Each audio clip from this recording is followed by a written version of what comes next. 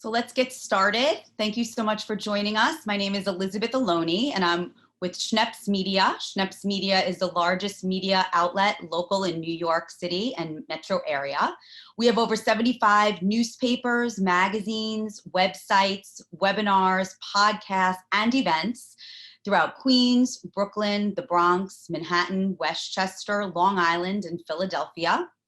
We are thrilled today to be able to welcome Dr. Kimberly Berens, who is a scientist, educator, and founder of Fit Learning, to talk about the future of your child's education. Welcome. I want to share with you a little bit about her. She has co-created a powerful system of instruction based in behavioral science and technology of teaching, which has transformed the learning abilities of thousands of children worldwide, including those who are struggling, average, gifted, or learning disabled. For more than 20 years, her system of instruction has produced 1 year's worth of academic growth in only 40 hours of training. Her learning programs effectively target such essential areas as early learning skills, basic classroom readiness, phonemic awareness, excuse me on that, maybe I need help with it, reading fluency, comprehension, inferential language, basic and advanced mathematics, logical problem solving, grammar, and expressive writing. From her early beginnings in a broom closet at the University of Nevada, Reno, Dr. Behrens has helped grow Fit Learning to an organization with more than 30 locations worldwide. She's a frequent invited speaker and a regular contributor to many popular press publications such as Thrive Global, 74 Million, Medium, and Schneps Media's own New York Family. Her first book, Blind Spots: Why Students Fail and the Science That Can Save Them, is due for release in the fall 2020. Dr. Behrens currently lives in Long Island with her husband and 2 children, where she oversees Fit Learning locations in Long Island, New York City, and Connecticut. Welcome. We're so thrilled to have you here today. Thank you so much. I'm happy to be here. Absolutely. Wonderful. Wonderful. So many of our families, and you've shared this with our New York Family readers in the past, are going to face this harsh reality we're already facing, where schools are going to be part at home and part at school. Parents have to be faced with these decisions. And at the end of the day, probably facing more online at home learning, which for many, it obviously lands as a very difficult reality to face, juggling work and home and teaching and all of those things together. And now we're going to have to muster the strength to do it all over again. So I know that you have been an educational advocate long before COVID. What problems have you identified before COVID that are making optimal learning impossible in today's American education system? Right. Well, I mean, that's a complicated question. Which is why I wrote my book. This is a long question to answer. And it's always hard answering a question like this, especially under the current circumstances, seeing as it's all bad news, right? Like there's just bad news. You turn on the news, it just feels overwhelming. So I hate to overwhelm our audience more, but I do have to say that what parents are struggling with inside of online instruction actually stems from issues inside of education that have been in effect for a really long time, actually since the dawn of our public education system at the turn of the 20th century.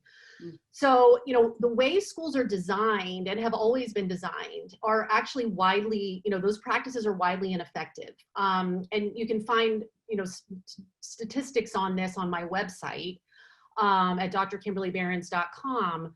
But what I will tell you in a nutshell is, more than 60% of American school children are below proficiency in all academic subjects.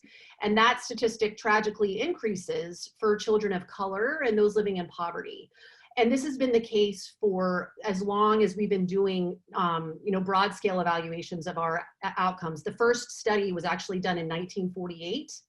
And since that time, it hasn't changed. So, the educational crisis in America has been an ongoing problem for over a century. And as a result, now that we're faced with the current crisis where schools are, closed online learning is a requirement. And sadly, even, online instruction isn't even available to a lot of kids who don't have access.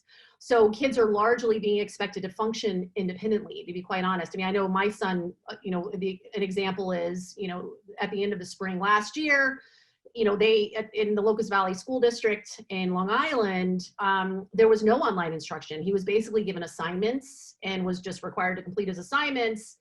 And if he had questions, he could attend office hours, but there was no instruction occurring. So my son was just expected to basically complete assignments.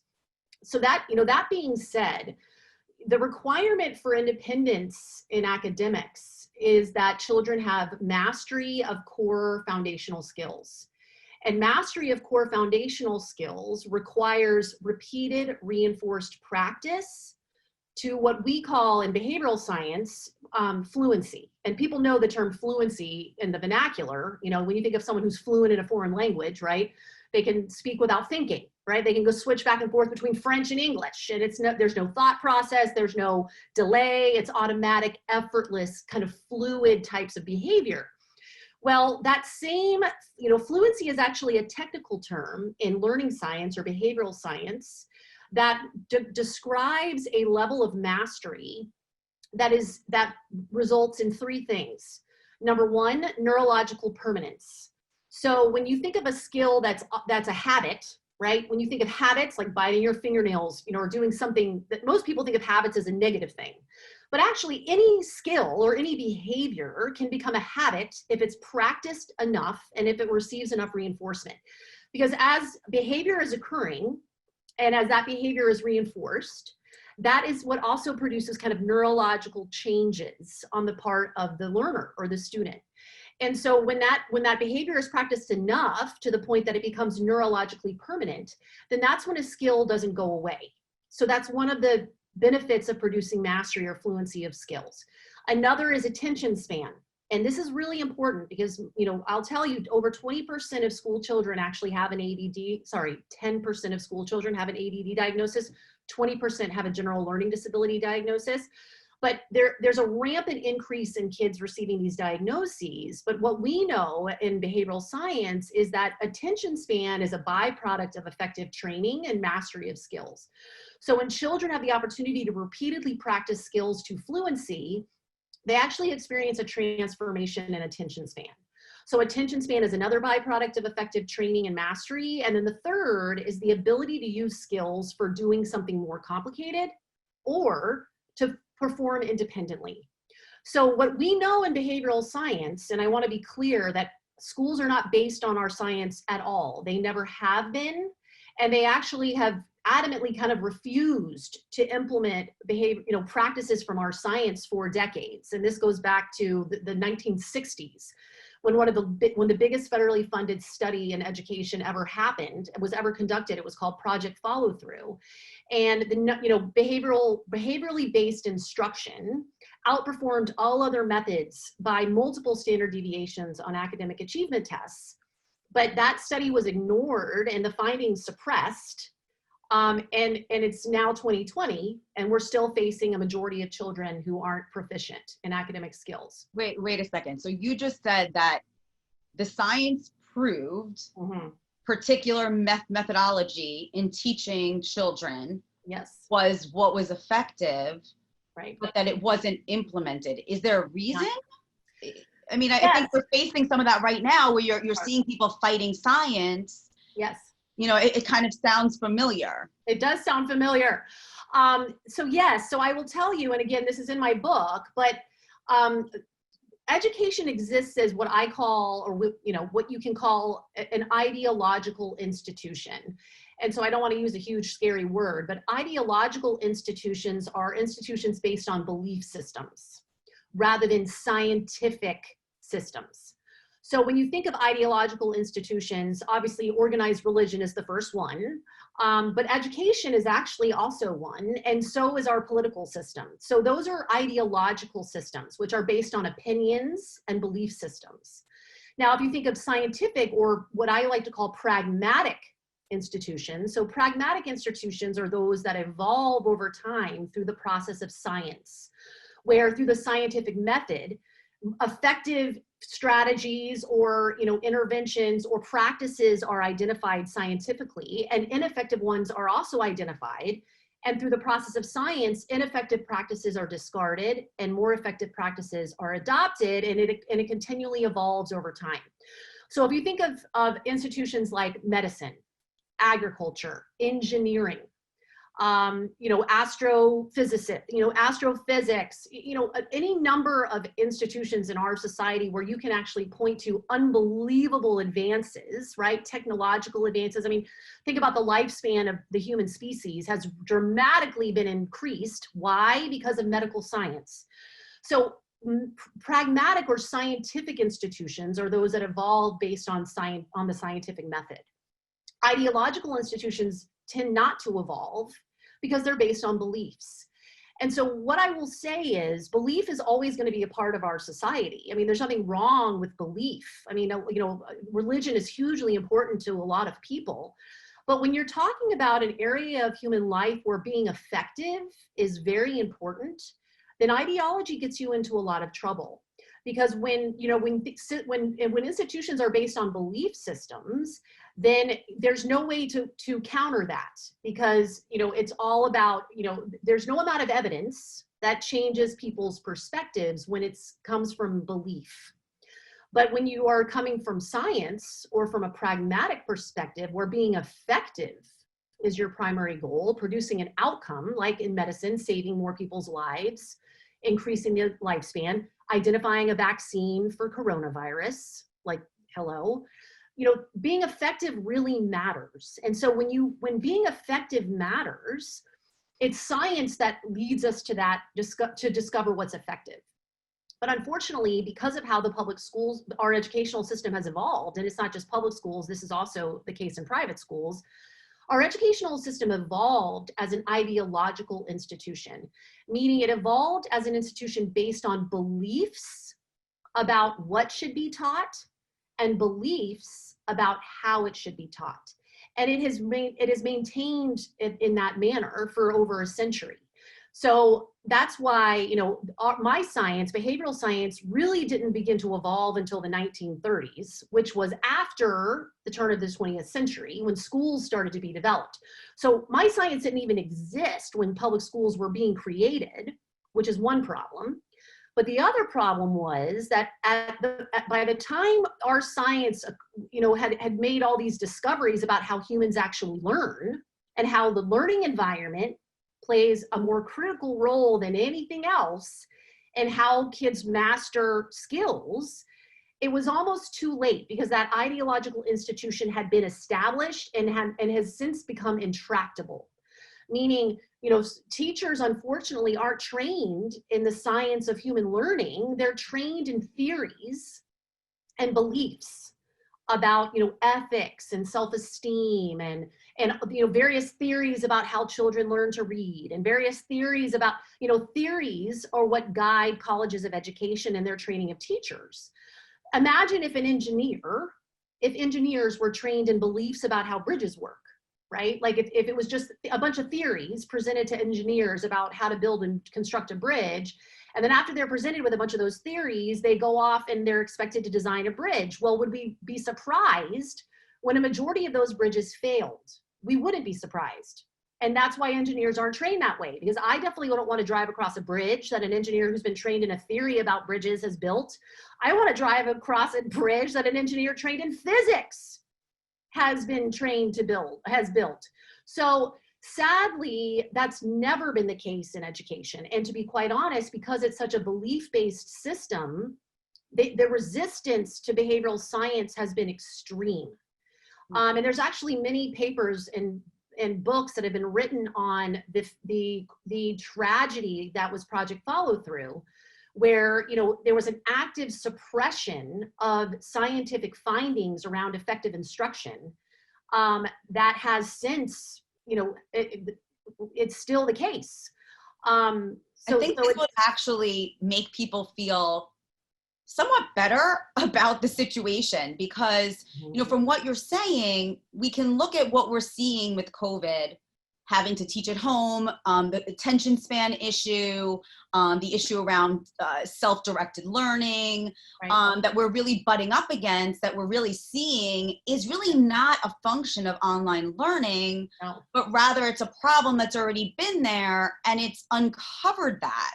Yes, it has. It's not a totally bad thing because you can't really fix something that's not.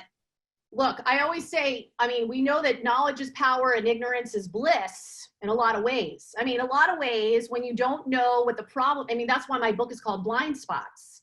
You know, the entire book is about how, you know, due to blind spots about how the learning process actually works, according to science, those blind spots have led to traditions and practices in education that are absolutely ineffective and lead to the tragic failure of a majority of school children.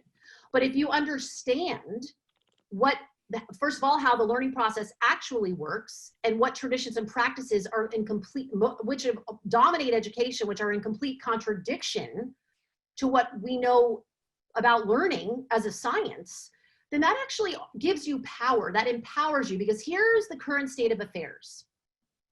I mean, I could go on and on about the traditions in schools that lead to tragic outcomes, but primarily I can speak to three major issues. Number one, kids advance from grade to grade and, you know, lesson to lesson based on age or the passage of time. And that is absolutely been scientifically debunked, meaning kids do not do better because they turn a year older. That has no bearing on how well a child reads or how well a child does mathematics. Advanced mathematics is only achievable if your basic math skills are proficient.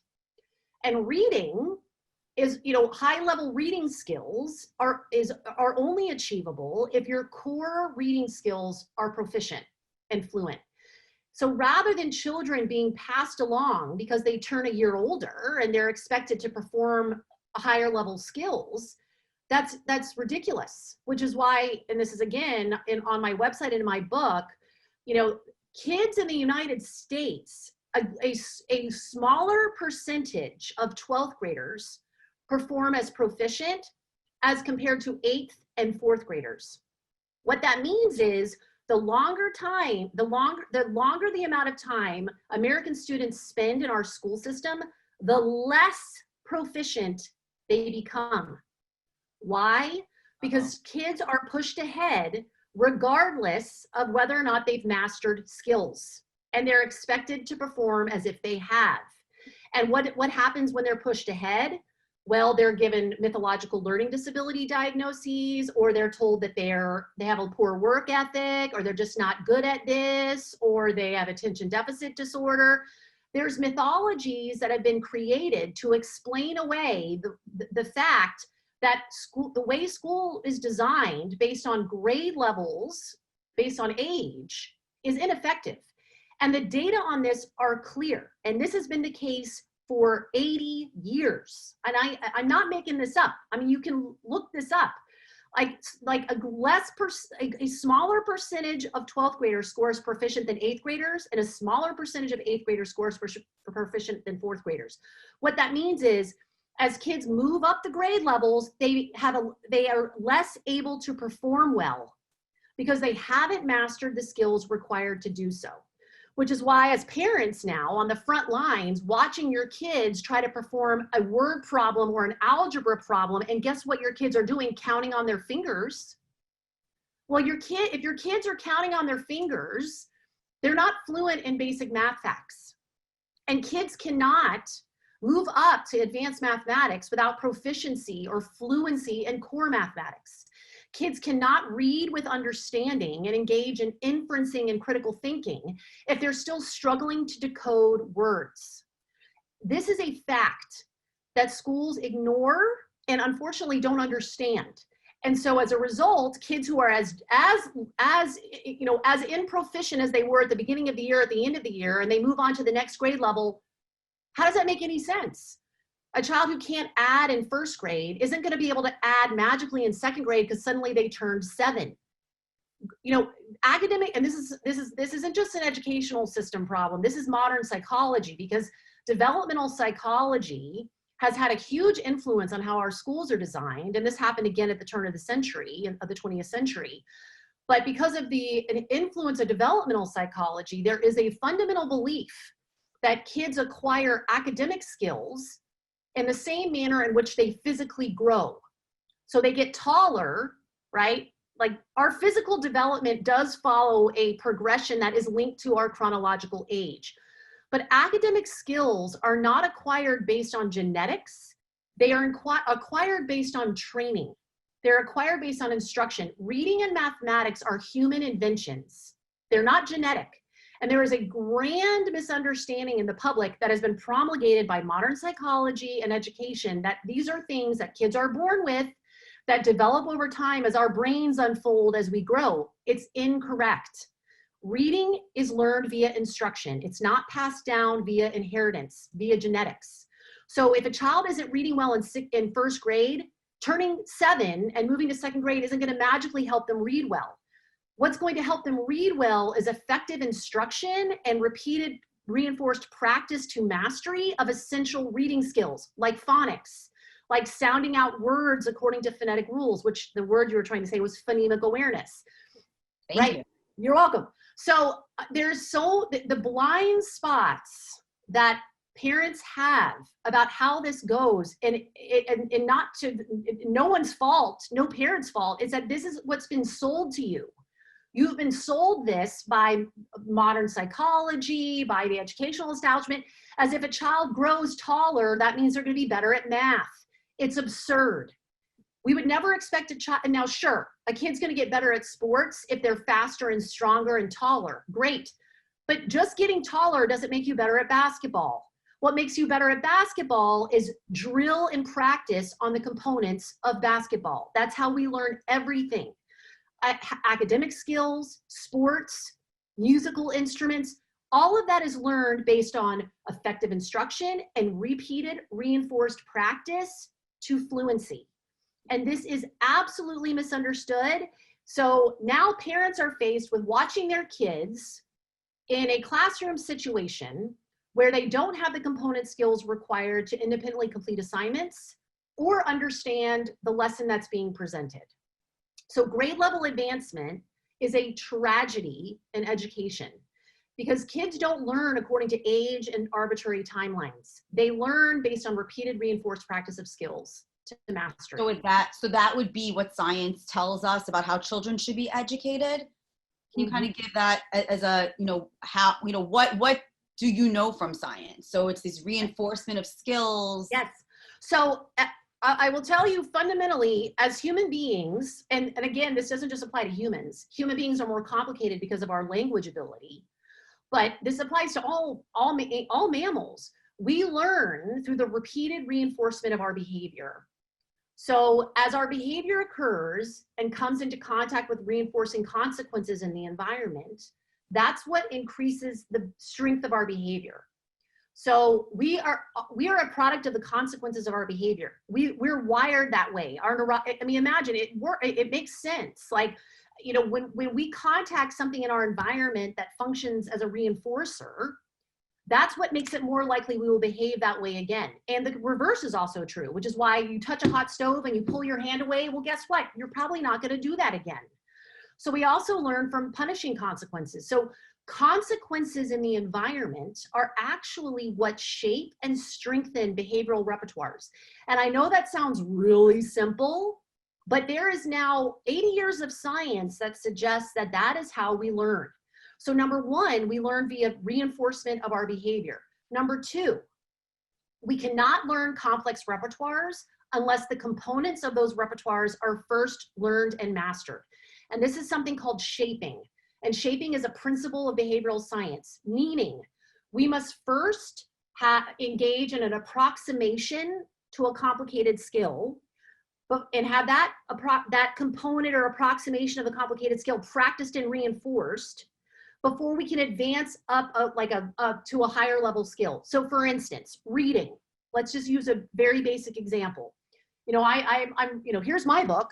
So if I'm going to read this book, this is an advanced reader copy, it's not out till October, but let's say I'm going to read my book, right, which is pretty complicated. There's a lot that is entailed in this, right? There's words, I've got to be able to identify those words, and then I also have to interpret the text and engage in comprehension around it, correct? This is a complicated repertoire. Reading with understanding is a very complicated behavioral repertoire. Now, what are some of the components of reading with understanding? Well, first of all, you've got to be able to identify words. And in order to identify words, English is a phonetic language, and don't let anyone tell you differently. It is. We are a phonetic language. So in order for a little kid to embark on their journey of becoming a reader, a little kid first has to know how to crack the code, meaning they have to know how to read words. And a majority of words can be decoded according to rules. So in order to be able to start reading with understanding, you can't just, I'm not just going to give this book to a first grader and say, have fun with this. And maybe when you turn 7, you'll be able to read it better because you're genetically inclined to do so, which is a bunch of garbage. No, I've got to teach this kid to, number 1, identify letter names. Number 2, identify letter sounds. Number 3, understand the rules that determine how words are decoded, like a short vowel versus a long vowel versus a regular vowel pair versus a consonant blend versus there's like 11 basic phonetic patterns that children need to learn to fluency. And once they have phonics and decoding and they learn those rules, then they can decode a bunch of unknown words. So now I've got a part of my complex repertoire handled. I've got they recognize letters, they recognize letter sounds with fluency, and they can use those sounds to sound out words because they understand rules. So do you understand what I mean by taking a complicated repertoire and breaking it into its pieces? And this doesn't just apply to academics. Think about tennis. Think about, I mean, I'm a golfer. Golf. I mean, any complicated, you're not just going to go out and play 18 holes because you feel like, I think I'm going to be a golfer, so I'm going to pick up a golf club and go play 18 holes. Are you nuts? Trust me. I've been trying to play golf for like 15 years and it's a real battle. So guess what? You get a good coach. Your coach helps you break down what a golf swing entails, how to hold, you got to even know how to hold the club, your grip, your stance, where the ball's positioned in your stance, how your backswing, your forward swing, your follow through, your aim, all of those things are component skills to a golf swing. You can't learn a golf swing without mastering the components of a golf swing.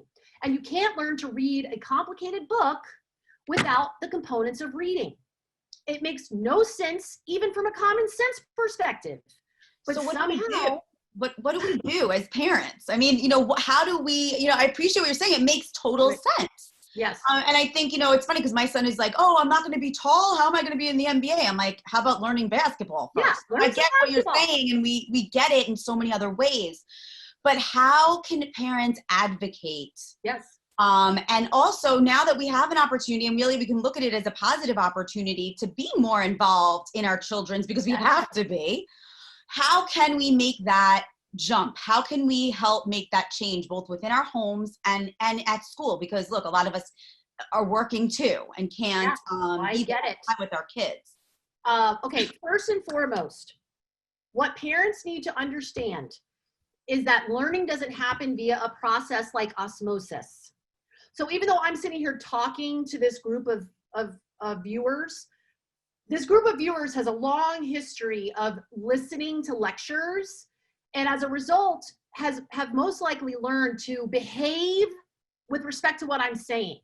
So as I'm talking, you're doing right now, you're probably thinking, and you're probably engaging in a behavior like thinking and like, oh, this reminds me of, like, you're making some connections, right? You're actively engaging with me, even though I'm the one doing the talking.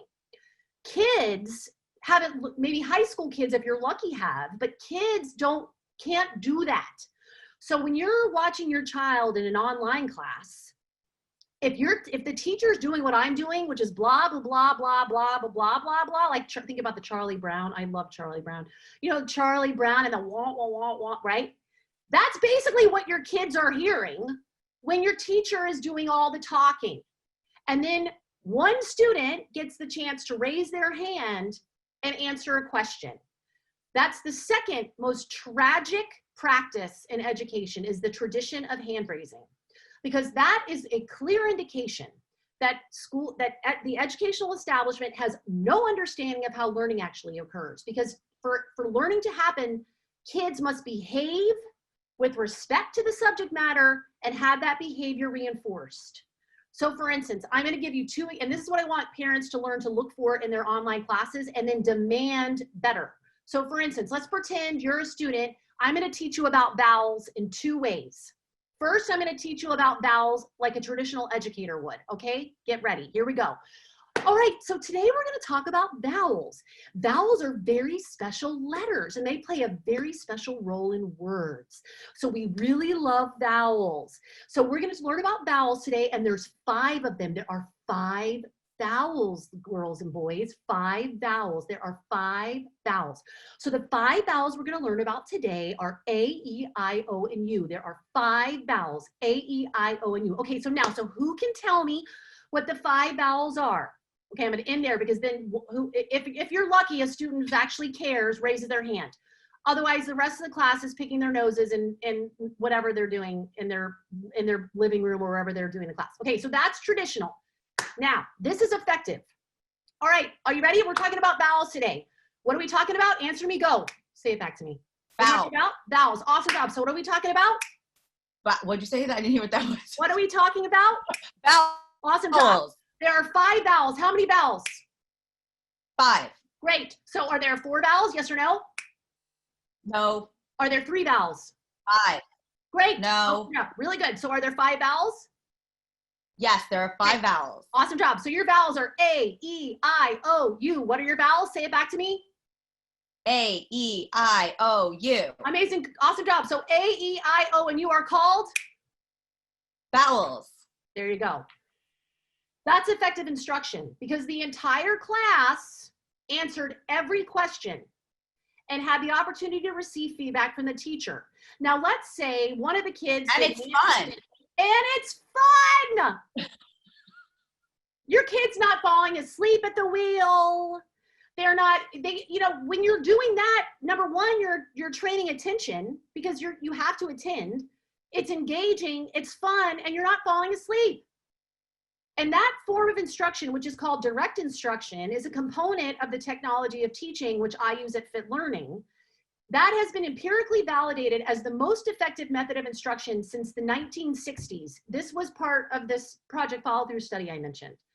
That if teachers just, let alone some of the other things I talk about, like repeated reinforced practice to fluency, if teachers just used direct instruction in their online classes, it would be a game changer, where they're requiring every student to respond. Now, let's say that's too hard. Well, what do? Then they have kids write their answers in the chat. Like, every single kid should be responding to every single question. So we have a certification program in my method of instruction. So anyone who works for me has to become certified in our method of instruction. And to become certified, you have to produce 1 year's growth in 40 hours of instruction. That's the culmination of certification, because that's our benchmark for growth at Fit Learning. We produce 1 year's growth in 40 hours. So when you're certified, when you're doing that alone, that is a game changer, because every single child has the opportunity to respond to the question and have that response reinforced. When I was doing the research for my book, I could not find anywhere where it was documented why or when the tradition of hand raising was introduced into schools. There's no documentation. It's just a tradition that's always been. And it is a tradition that absolutely contradicts behavioral science.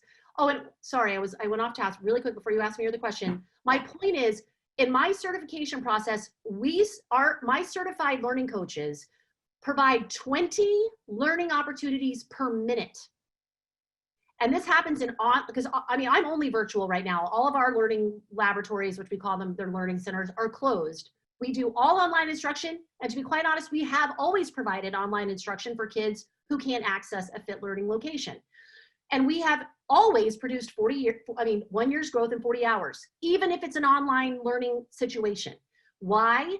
Because my learning coaches are certified to provide 20 learning opportunities per minute. What does that mean? everything they say, it's basically a one-to-one correspondence between teacher talk and learner talk. So everything I say, we're going to practice vowels. What are we going to practice? Vowels. Yes, we're going to practice vowels. Awesome. Do you remember how many vowels there are? 5. 5. So like every kid responds. What about higher level? What about like high schoolers and middle schoolers? Does this work with them as well? And it should. They're the worst. I have a 14-year-old son. I mean, it's so sad. My son, my husband, when him and all his friends were like, it's the March of the Idiots. It's like they become 14 and they just become idiots. I mean, because they've got so much going on in their bodies, and they're the least. I mean, middle school is classically the worst. Why? Because instruction's terrible. Secondly, all of their disfluency, all of their lack of mastery is now catching up in 6th and 7th and 8th grade, because now they're expected to do algebra and geometry and, you know, crazy, write research papers, and they're still not masterful at their math facts. And they're so distracted by everything going on in their bodies and all the social things that are occurring for them, which are part of their physical development. They are the least inclined to attend in class. They are the least inclined, and also they want to be cool and not fit, you know, and not raise their hand. I mean, that's embarrassing to some kids. So they are the least, middle adolescents are the least inclined to actively participate. They're the ones that have to be required to participate. And it's just what happens. It's just what is. And everyone gets reinforced. Everyone gets praise. I mean, positive reinforcement systems should be used so that, you know, they're earning stuff for actively engaging in every lesson. I mean, I use this, I am also, I mean, I've been a graduate level faculty and undergraduate level faculty at University of Nevada, at Long Island University. I use this method of instruction in every class I teach ever and every time I work with it. If I work with a 3-year-old, I'm using this method of instruction. And if I'm doing adult instruction, I'm using this method. When I do huge presentations at conferences, I use this method of instruction a lot, because this is what gets people learning, because you're behaving with respect to the subject matter and you're having that behavior reinforced. So yes, it applies across the spectrum. Now, there's something to This is not about brain development. This is about way to teach someone to learn. It's not, so it would be appropriate at any stage of brain development or any kind of physical development, because it's just the way you learn regardless. And to be quite honest, there's another massive misunderstanding, and I blame modern psychology for this. Just because the brain is ideologically elevated above everything else by the psychological establishment does not make it true. Neuroscience has led to discoveries that you can, and what we've known in behavioral science for years, you cannot separate behavior from the brain, and you cannot separate brain from behavior. Those are intimately connected.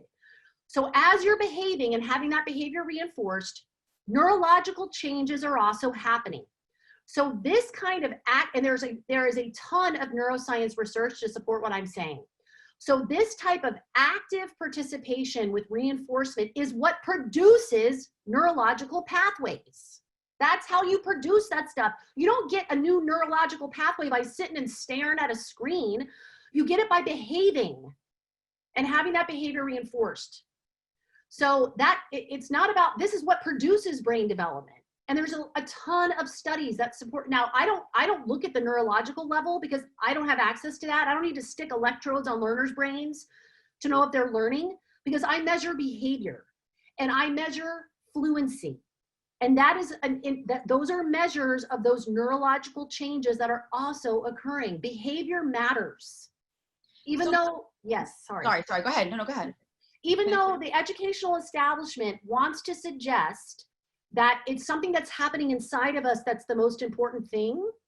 No, it's actually our behavior that's the most important thing. And, you know, learning disabilities and all of these things, these myths that are largely myths that have been invented to explain why kids aren't learning effectively in schools, all that is describing a pattern of behavior. So learning disabilities are a doing, not a having. Because you cannot measure a learning disability. There is no test or there's no blood test or procedure that gives you any evidence that a learning disability exists. The only evidence for learning disabilities are behavioral measures, meaning performance on some type of achievement test, performance on some type of psychological test. That's all behavior. Kids who are diagnosed with dyslexia, for instance, which I have a ton of those kids at FIT, and I will tell you right now, they go from having a dyslexia diagnosis to not having one because of effective instruction and mastery of skills. Kids who have a dyslexia diagnosis do things that become classified as evidence of a disability. Like, for instance, phoneme insertions, sticking in letters where they aren't there, or omitting them when they are, reading from the wrong direction, reversing letters. All of that is behavior. Those are all things that kids do.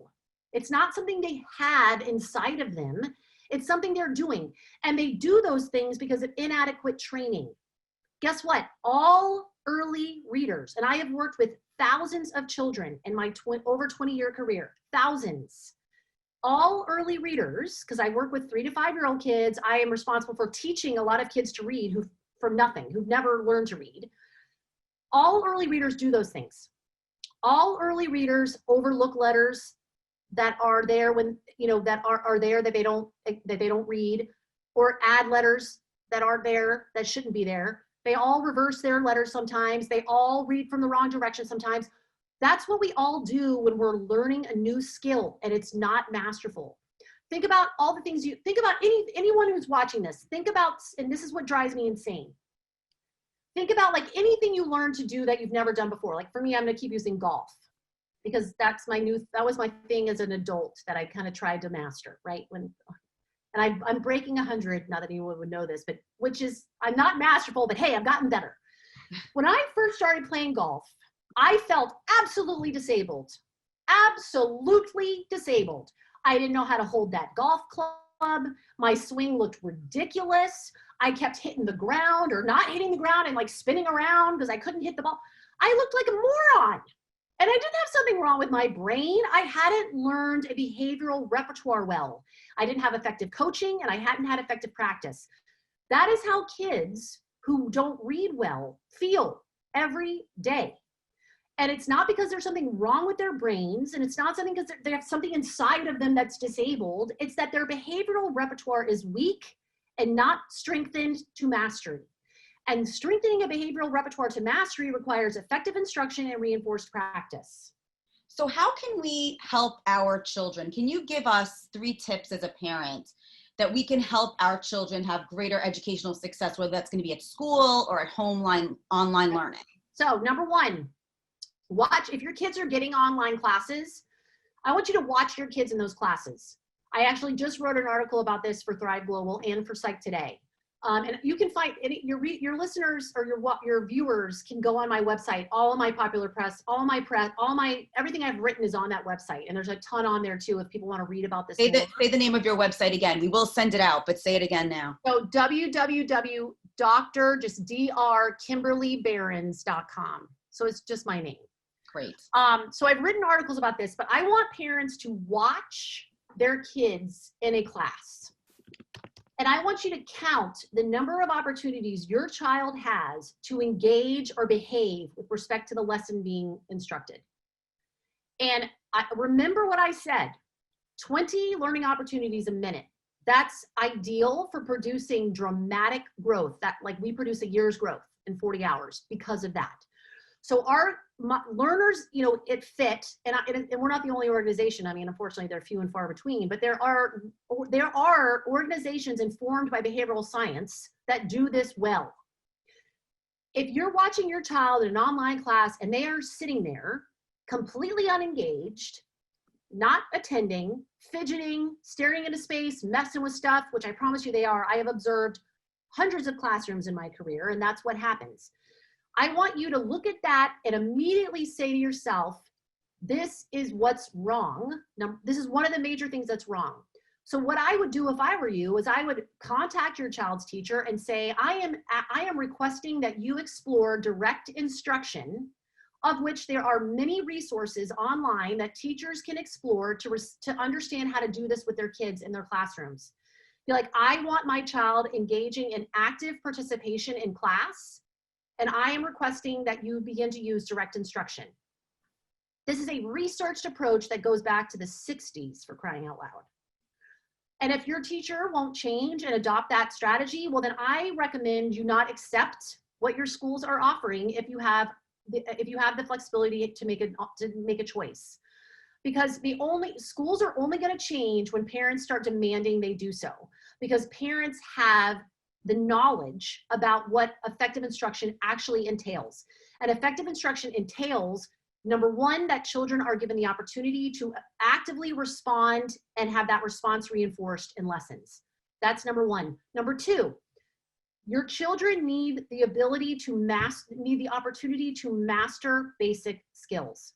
So watch your child during homework activities.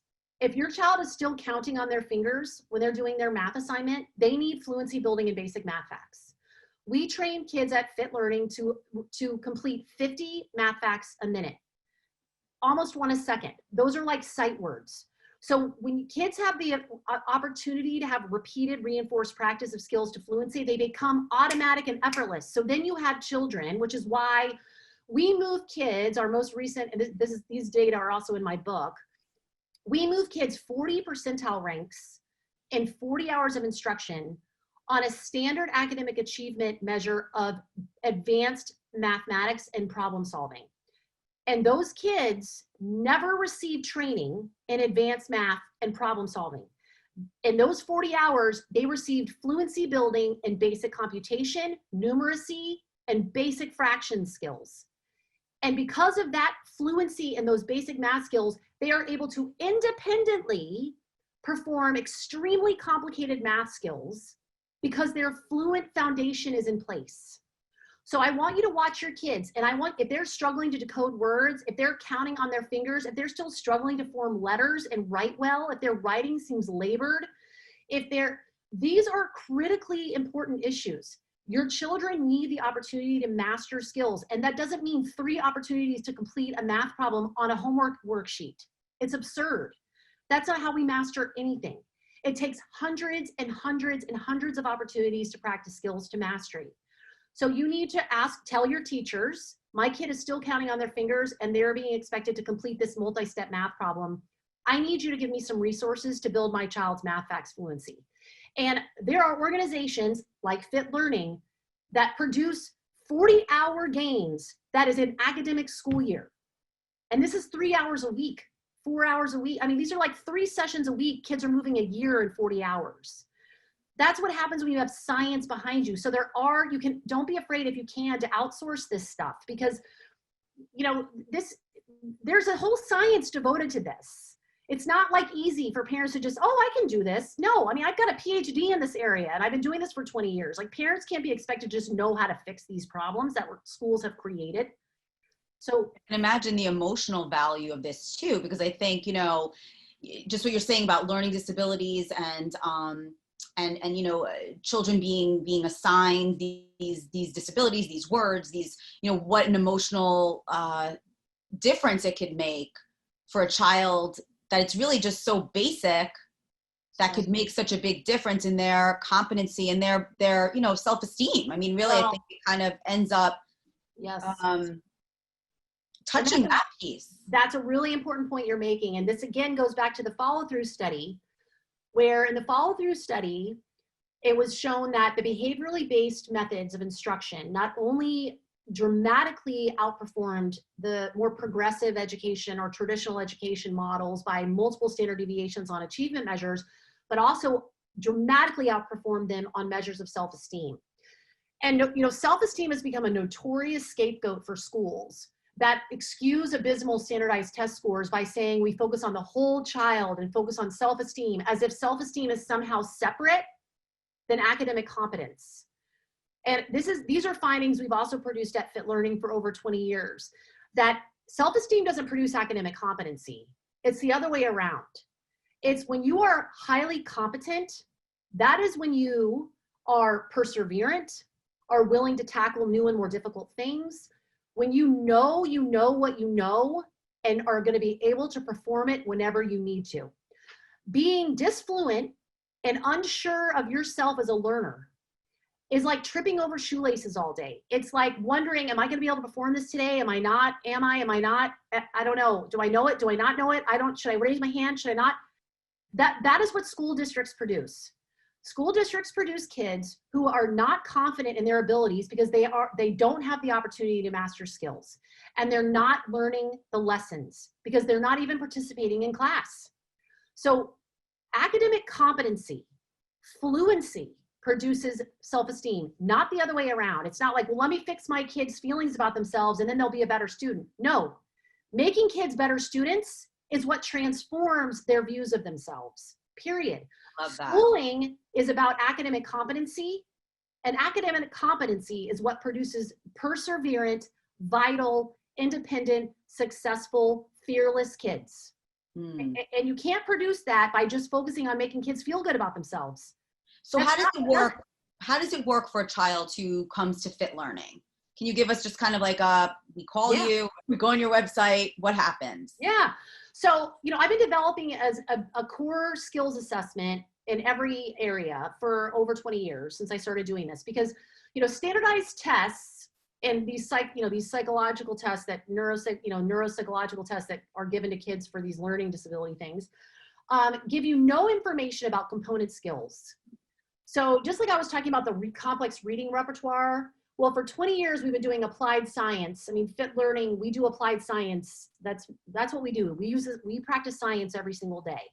So we have done applied science for the last 20 years and have discovered that the essential component skills children must have and the level of fluency they must have them in their repertoire in order for them to successfully advance up to higher level skills. Going back to moving 40 percentile ranks on a measure of high level math achievement, which is what we produce. So the first step is we assess your kid. It's almost like putting your child under a microscope in the sense of looking at their component skill repertoire and where your child has deficits in fluency. Because I promise you they do. Because schools do not provide kids the opportunity to become fluent in skills. I mean, by fluency, I mean 100 phonic sounds per minute. Decoding words at 120 sounds and words a minute. Reading at over 200 words a minute. Writing 80 letters a minute. Like being able to spell words at 80 letters a minute. Being able to perform 50 math facts a minute. Solve, 35 algebraic equations per minute. That's how you measure fluency, is count per minute. So we look at your child's mastery or fluency of all of the component skills involved in reading, mathematics, logical problem solving, and inferencing, expressive writing, and so forth. So we conduct a comprehensive skills assessment. It's not a standardized test. It's an assessment of your child's core skill fluency, because that allows us to find where they are disfluent. And then we design a fluency building program for your child around those holes in their fluency. And I will tell you, in my over 20-year career, maybe 60% of my learners who've come to me have been classified or were on their way to being classified with a learning disability, and less than 1% actually had neurologically based learning problems. So 60% of kids were overclassified. And what was actually the problem? They had never achieved fluency on core skills. And when they do, they move a year and 40 hours of training, and they literally look like a transformed learner. So there's another misunderstanding that expertise is born, right? Like that talent, like there's some kids who are academically talented and some that aren't.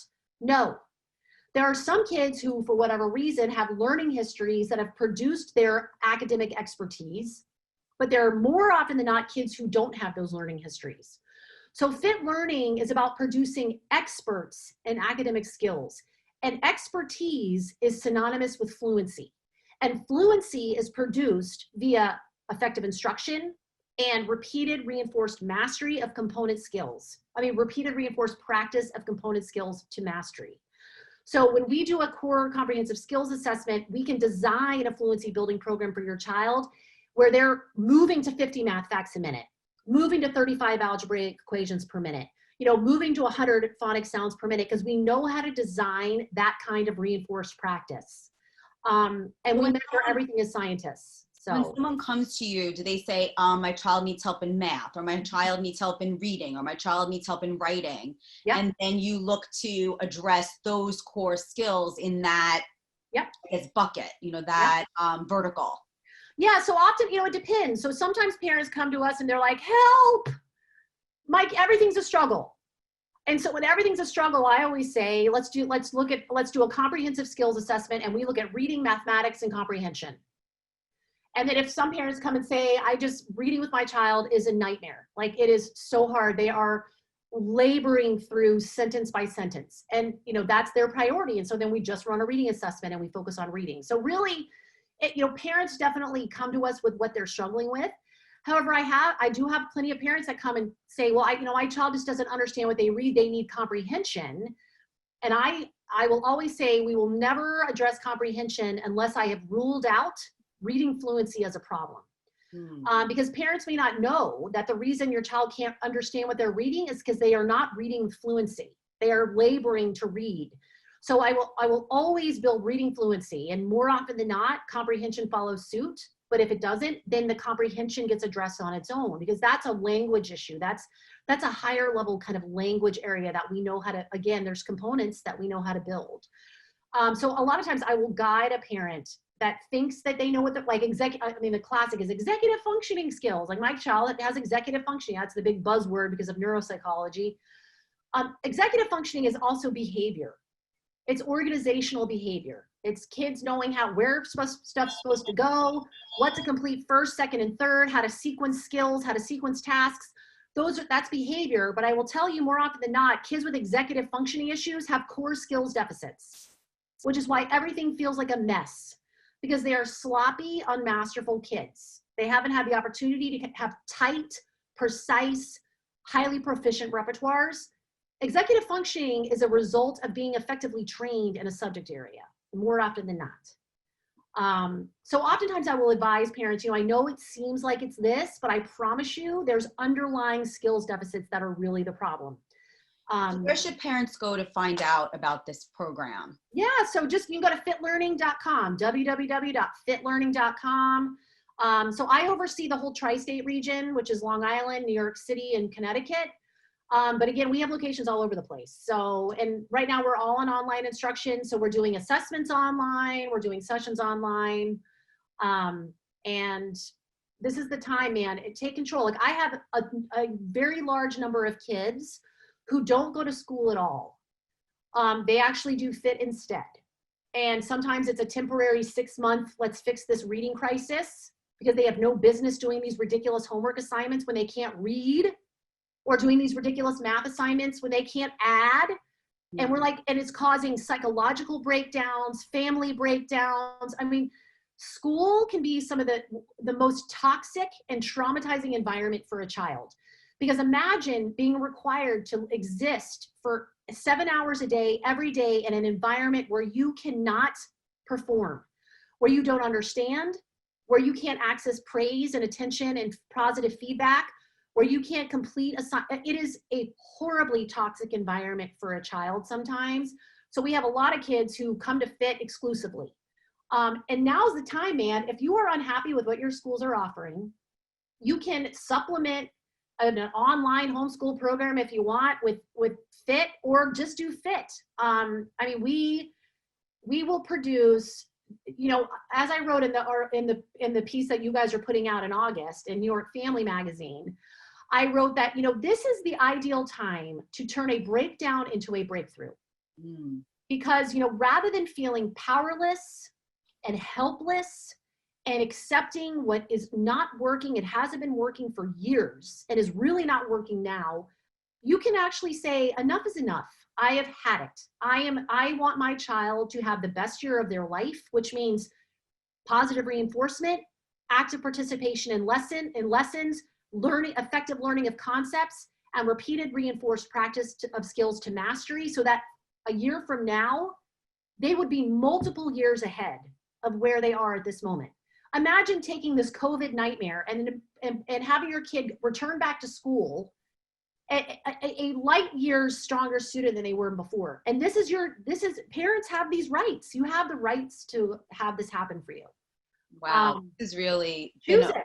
blowing my mind. Honestly, as a parent too, blowing my mind and really rethinking this and thinking about, how that could affect their socially, emotionally, and as you mentioned, middle school, all those things that are going on in their bodies, how this must be such a burden. This has been so helpful. I really encourage all of the people watching to visit drkimberlyberens.com and visit fitlearning.com to make sure that when your book is released in October, to pick up the book Blind Spots, Why Students Fail and the Science That Can Save Them. You've really, you've answered a lot of the questions. I've been reading them. It's already 4:00. I tend to blah blah. No. I brought in some of the questions that people had as we were going. But please, I encourage that you please reach out to learn more, so that I will be. And I would love to have you come back and talk about. You're talking about all this behavior. I'd like to talk about using this for behavior, and because I know so many parents are struggling with that, and yes, part of that will be fixed from the academic perspective, but I think it will be wonderful to hear more from you about that from just the behavioral perspective that we're all used to thinking about in terms of behavior. Motivation, so there is a piece on my website that I encourage parents to read, which is called The Homework Crisis. Is it a can't do or a won't do? So I've written a piece that was for Thrive Global, I believe. So part of, if your child is struggling to complete assignments, is whinging and whining and basically just driving you nuts when it comes to school, it's really important to understand what part of that is a skills deficit, which is making homework feel so difficult and something that they want to avoid and escape. But you also have to know, is that also a result of the fact that I'm not using reinforcement systems in my household, where my kids are actually having to earn access to their preferred activities contingent on what they're doing in school, rather than having free access to everything that then I revoke when I get mad. We have to have another one. That's a huge thing for parents. Again, I think another thing that's really been uncovered and unearthed and become such a big issue now that we're dealing with this at home, round the clock life experience. I can't even. It's hard, and I'm a professional, and I got to tell you, sometimes it's hard for me to always implement these, because sometimes I just want to lose it. But knowing, science is going to save us from COVID. Science can actually transform your experience as parents, and can transform the experience of your kids in their schooling and situation. I mean, it is the time for science in every aspect of our society where being effective matters, and this matters. Absolutely. Wow. Thank you so much. Make sure you take a look, everybody, at newyorkfamily.com to see Dr. Behrens' latest article that she wrote for us, which we're very blessed to have. And I want to thank you all for being here and sharing this afternoon with us. Just blown away. Thank you so much, Dr. Behrens, for this information. Oh, my pleasure. I had a blast. And stay safe, stay healthy, and keep on doing what you're doing, because we need you. I will. We're here. All right. Have a great afternoon, everyone. Bye-bye. Thanks so much. Bye.